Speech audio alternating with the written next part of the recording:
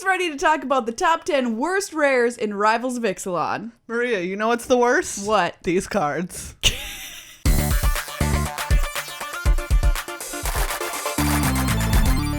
So the Rivals of Ixalan pre-release is coming up this weekend, and we want you to go to that pre-release with all of the knowledge possible, not to play terrible, terrible cards. That's right. One of the best ways to lose a game of Magic is to play cards that are no good at all. That is a top tip. Now, we always start these with a disclaimer in that there are lots of really good cards in Rivals of Ixalan, and you know what? Play those. Yes, play them. And some of you might listen to the cards that we tell you today, and you're like, that's going to be great in my standard deck. We're not talking about your standard deck. We're not talking about your EDH or commander deck. No. We're not talking about the game that you're playing in your mind always. No. Wait, are you? Against an alien species that communicates via telepathy. Megan, are you winning that game? I sure hope so, because a lot is riding on it. So yeah, this is only for Ixalan limited sealed deck. We just want to give you some heads up that these cards might look cool. You might say, oh, in Magical Christmas Land, what if I had all of these pieces correct? I could make them awesome. Well, yes, 1 in a billion times, maybe 1 even in 1,000 times, you might be able to do something cool. But most of the time, they're just going to be real stinky poo-poos. That's right. Christmas just happened. It's not going to come again this weekend.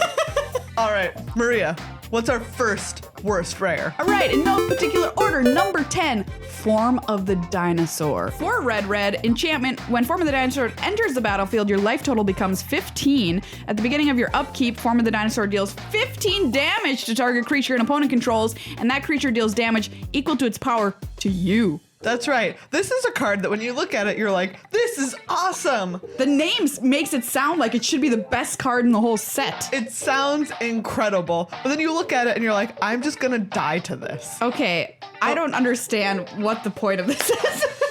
As long as your opponent has a creature on the table, you're in danger of dying. Because say you play this and they have a board of 2 to 3 creatures, which is reasonable by the time you've gotten to 6 mana. Absolutely.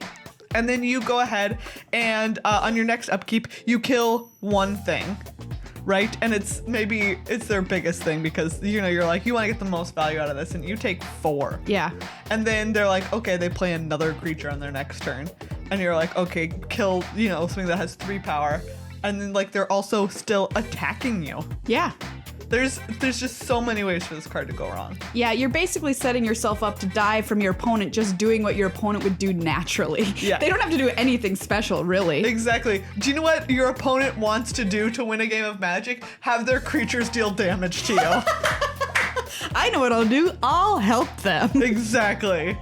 So like imagine a world in which you stabilize, you're like, oh, thank goodness, I killed all of their creatures. And then they just play another one. Like you're at like 4 or whatever, and they play a 4-power creature on their turn. And before you have time to draw a card or do anything about it, you're dead. And you know what you weren't doing with your 6 mana? Playing a creature that could attack and kill them. That's right.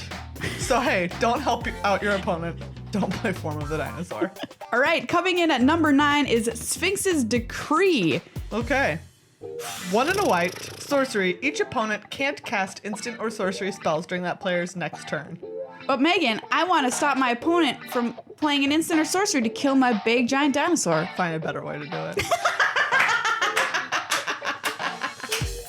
It's so specific. It requires it to be that next turn that they're gonna do something. And you know what they can say? Okay, I'll just wait till my next turn. My next turn. Oh, and then I guess another Sphinx's Decree. Locked out. Okay, I'll just wait until my next turn. Yeah, this card is not good. Please don't include it in your decks. And you have to use it. Like, what makes it the worst is that it's a sorcery. So it's like you know it's coming. You can't even like stop. You have to take the time on your turn to do this. No. Oh boy. Just no. I honestly don't know if I've seen a worse rare. So bad. This one is real bad. This one's way up there. Way up there. All right, Maria, next. We've got Admirals Order. Yes, 1 blue for an instant. Raid, if you attack with the creature this turn, you may pay blue rather than pay the spell's mana cost. Okay, counter target spell. I love counter spells. You do. Obviously. You do. They're classic blue. Yeah. They're beautiful. Classic. They're wonderful. Don't let your opponent play Magic. We get it. If you're paying 1 blue for a counter spell, that should be at common or uncommon. Okay? Yeah. And that's basically what this is. Sure, there are going to be a couple of corner cases where you attacked and then you cast a creature and maybe your opponent had like a kill spell. Sure. Or maybe they had their own counter spell and you're going to be like, gotcha with this. But no. No. It's not going to happen. It's just it's too narrow is what we call this card. You have to have attacked with the creature this turn. You have to have had your opponent try and play something at instant speed during your turn. Yep. And you still have to have a blue mana available. So you're kind of harnessing yourself into a situation that is already taken 3 separate pieces to set up. Yeah. Okay, so I don't know. That being said, this is still a card that if you're in blue, maybe you play one of them. Yeah. But like you're not happy that it's your rare spot that got taken by this Admirals Order. No. Again, you wanted this at common or uncommon. All right, Maria, what's next? All right, next we have Induced Amnesia. Ooh, yes. 2 and a blue for an enchantment. When Induced Amnesia enters the battlefield, target player exiles all cards from his or her hand face down, then draws that many cards. When Induced Amnesia is put into a graveyard from the battlefield, return the exiled cards to their owner's hand. And Judge Rob pointed out on our show yesterday, hey, that is, if you bounce it, you don't get those cards back. They're now gone forever. Yeah. Also, why are you doing this? What's the plan here? Also, why? I don't understand. Why is my biggest question. I mean, this is the thought, I think, like, oh, my opponent kept a great hand and my hand was terrible and now I'm going to get rid of their good hand and I'm going to draw a better hand. I honestly don't know. No idea. No, I think maybe people are going to be like, okay, what if you just, like, you get to 6 lands or whatever and you just start holding lands and then eventually you can play this on your hand of lands? I don't know. It's bad. Don't do it. Just don't do it. There are plenty of other things you could be doing, like playing creatures, affecting the board, killing your opponent, not messing about with this. I don't know what it's designed for. Some kind of shenanigans in another format. Maybe if you played it and then you're like, oh, I'm also going to play enchantment removal in my own deck. But now you just use 2 cards to draw a random set of new cards. Yeah. This card is a trap.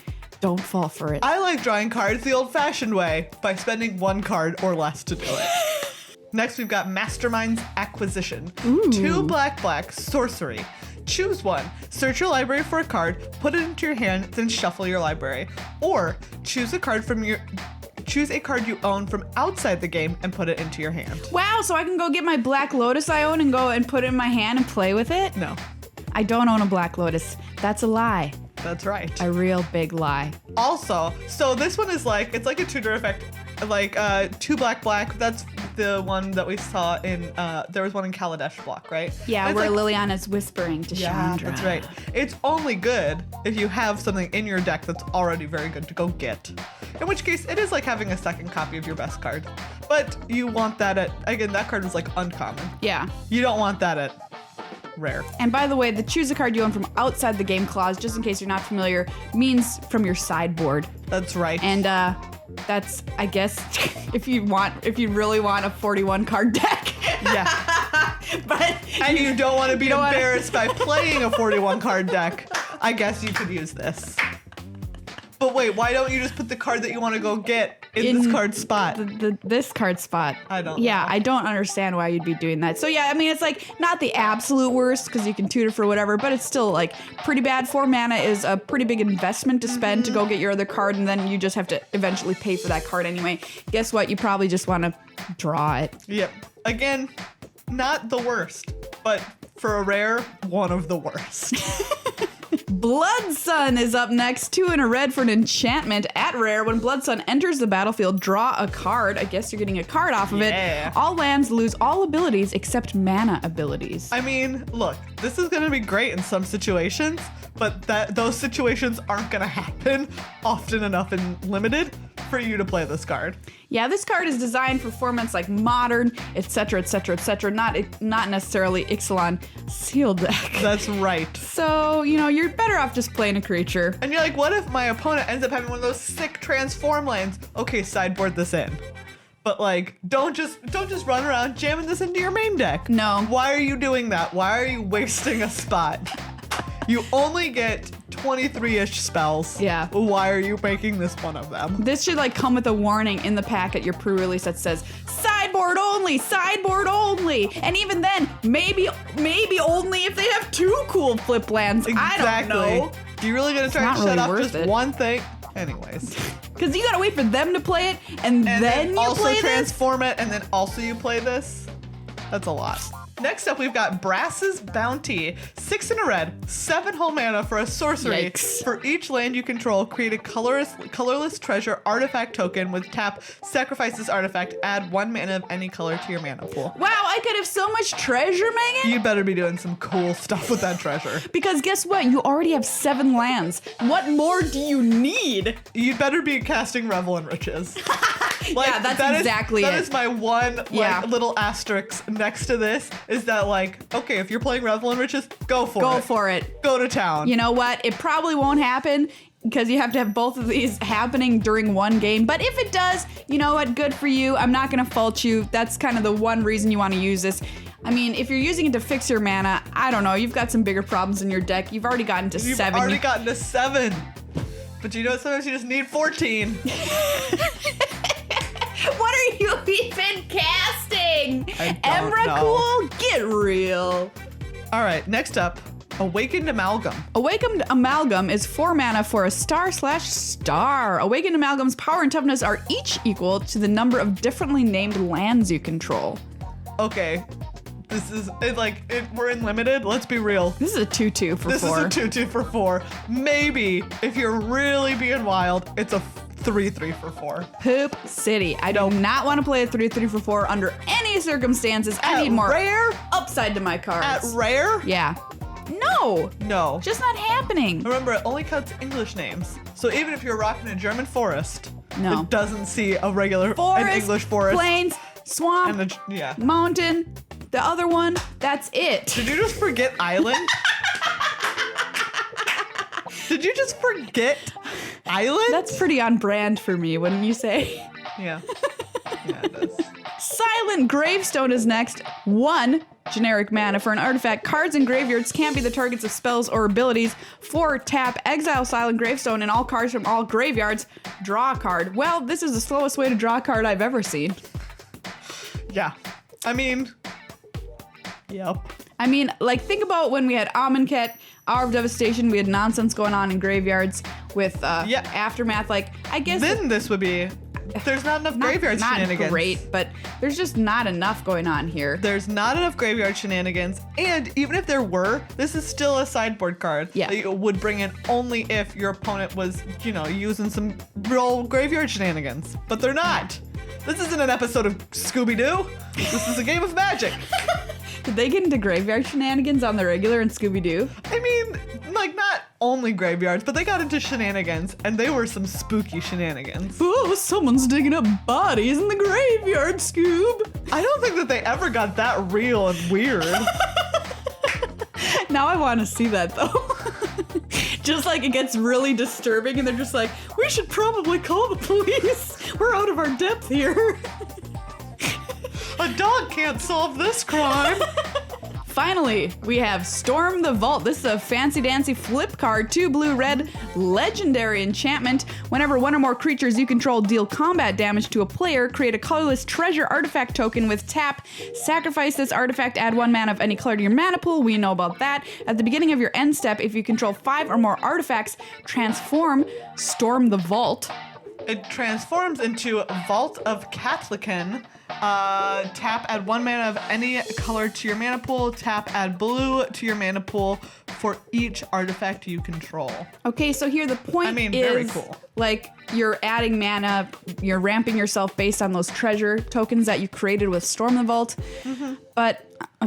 it's like a fine effect on the front face, right? It's like maybe if you're playing like Grixis Pirates, you're like, I would love getting some treasure for this black splash that I've got going on or whatever. But like, again, this is one of the cards where we're like, but it's a rare. Yeah. Like that was your rare spot. You had to use your rare. I know, it just isn't great enough for me. Like the backside. Yeah, and it's not doing enough, for sure. I mean, you're getting a treasure, like, and then even if you just wanted to keep it on this side, you know, you can't. You have to flip it, and you have to start using the tap for blue. And then if you start sacrificing your artifacts, it's less and less.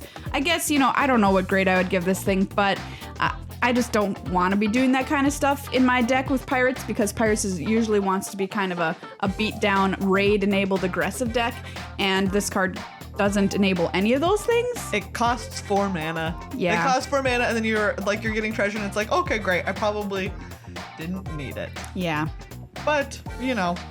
It's a cool card. It looks cool. And the other side is, I mean, like, if you look at it and you're like, oh man, it is a Tolarian Academy on the backside. Yeah. But it's like Growing Rights of Itlamok, right? Where you're just like, okay, it is a Gaia's Cradle on the other side, but... Jeez. Okay. Okay. You had to do a lot of work to flip it. And then once you've done all that work, what are you doing with your rewards? Okay, everybody, so those are our choices for top 10 worst rares or mythic rares in Rivals of Ixalan. If you disagree, let us know down in the comments. If you agree, let us know down in the comments. If you just want to tell us what your dog looks like, that's what the comments are for. Yeah, we would love to know. We will 100% listen to a description of your dog. And tell us which celebrity it looks closest to, because that is also important information. Important to us. So yeah, these specifically for sealed deck, as we said, and specifically rares and mythic rares. Of course, there's going to be commons and stuff that, you know, aren't so great, but we're just looking at the splashiest cards that you really hoped were not going to be your pre-release promo. Either way, we wish you the best of luck at the pre-release and hope you don't open any of these stinkers and open some really great, awesome bombs. If you do, because every time people tweet at us with photos of like them having multiples of these cards in their pool. So if that happens to you, please do tweet us a photo at MTAcast with the hashtag this is it. Yeah, the hashtag this is it. We will, revel with you in your sadness. Absolutely. That's a promise. Have a great time out there.